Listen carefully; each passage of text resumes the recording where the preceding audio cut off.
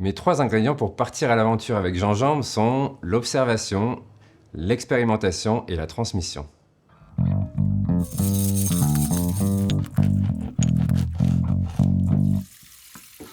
Alors Gingembre, c'est un livre en 3 dimensions qui se regarde avec des lunettes bleues et rouges.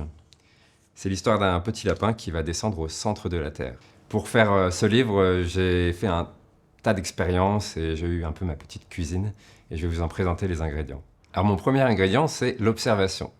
Il faut savoir que Gingembre, c'est un livre silencieux et qu'on ne le lit qu'avec l'observation des images. Et ces images sont en photo. Elles sont prises avec un appareil photo. La toute première page du livre nous montre une île. Et cette île, elle est venue de l'observation d'un caillou que j'avais chez moi, que j'avais ramassé sur un sentier.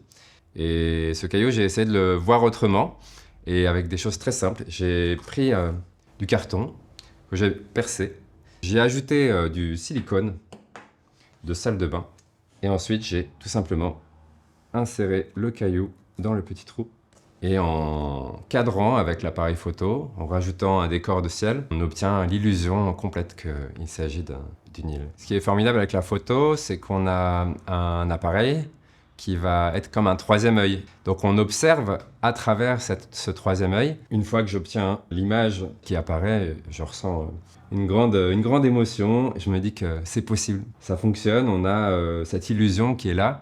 Et je trouve ça fantastique. Je suis comme émerveillé de découvrir en premier cette image que voilà, je n'aurais pas pu dessiner juste avec mes mains. Mon deuxième ingrédient, c'est l'expérimentation. J'aime beaucoup faire des expériences, je pense depuis que je suis tout petit. Et là, je me suis aventuré dans la représentation d'une grotte avec un matériau qu'on connaît tous, c'est le plâtre. Pour faire cette image, par exemple, j'ai utilisé du plâtre avec du bicarbonate, aussi des allumettes et du papier sulfurisé. Une expérience, c'est quelque chose qu'on n'a jamais fait avant. C'est quelque chose de très enfantin aussi, d'aller chercher à découvrir ce que ça produit de faire un peu n'importe quoi, d'essayer en cuisine de faire sa petite tambouille. Et voilà, au final, tout ça est magnifié par le livre et c'est ça qui m'émeut le plus, quoi. Et voilà, ici on a un départ de décor pour créer une grotte avec des champignons géants. Enfin, ils sont géants une fois que j'ai dessiné le petit personnage à leurs pieds. Mon troisième ingrédient, c'est la transmission.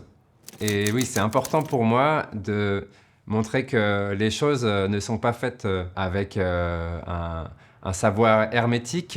C'est quelque chose que j'ai envie de transmettre. Quand je fais un livre, c'est montrer qu'on peut aussi tirer son fil soi-même et expérimenter des choses, observer et faire naître nos propres histoires, nos propres regards sur le monde. Par exemple, pour faire une autre scène de Gingembre, j'ai tout simplement utilisé ceci. C'est un chou, vous l'aurez deviné.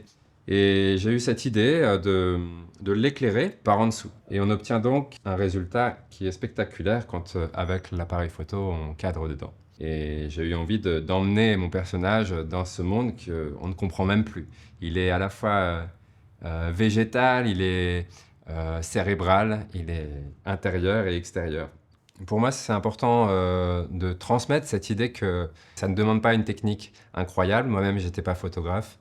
J'avais jamais fait ça avant, mais il y a quand même un processus et il faut juste que ce processus, il vous ressemble et que vous alliez chercher ce qu'il y a au bout, ce qui vous intéresse pour une grande découverte, c'est ça que je veux dire. Et voilà, en prenant une feuille de chou, du plâtre, un caillou trouvé par terre ou du silicone de salle de bain, on peut faire tout un album et le partager avec les autres et voilà, c'est ça qui me fait plaisir.